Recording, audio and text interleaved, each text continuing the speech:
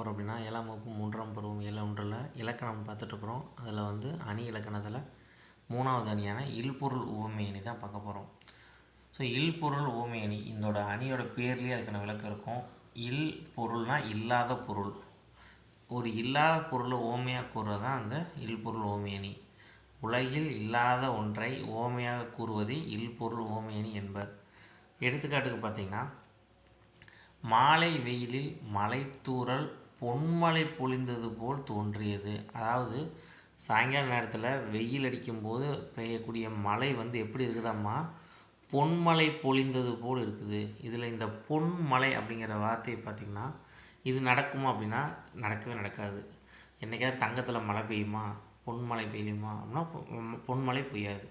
So அப்போ இது வந்து நடக்காத ஒரு பொருள், இல்லாத ஒரு பொருள். அதே மாதிரி காலை கொம்பு முளைத்த குதிரை போல் பாய்ந்து வந்தது. அந்த காளை எப்படி பாய்ஞ்சதுன்னு சொல்கிறாங்க பாருங்கள்.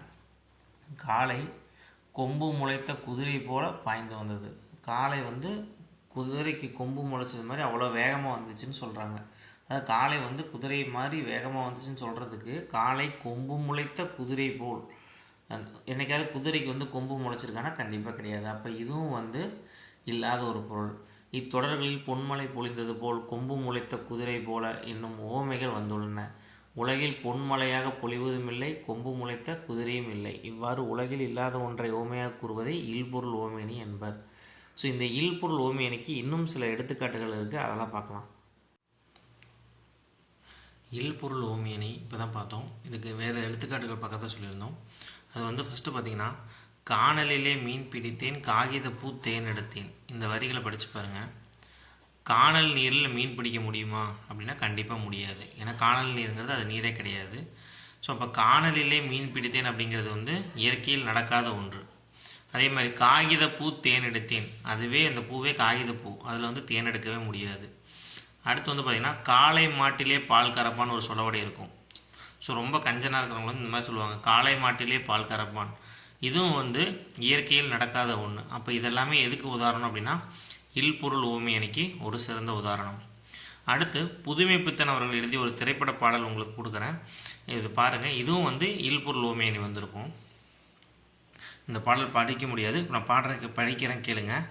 ராத்திரியில் பூத்திருக்கும் தாமரை தான் பெண்ணோ, ராஜசுகம் தேடி வர தூதுவிடும் கண்ணோ, சேலை சோலையே பருவசுகம் தேடும் மாலையே, பகலும் உறங்கிடும் ராத்திரியில் பூத்திருக்கும் தாமரை தான் பெண்ணும்.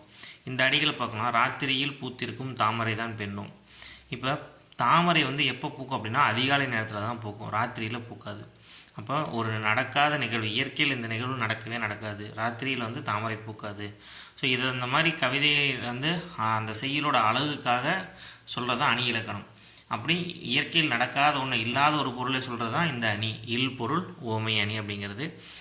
ஸோ வீடியோ பிடிச்சிருந்தா லைக் பண்ணுங்கள், மறக்காமல் சப்ஸ்கிரைப் பண்ணிக்கோங்க. Bye bye.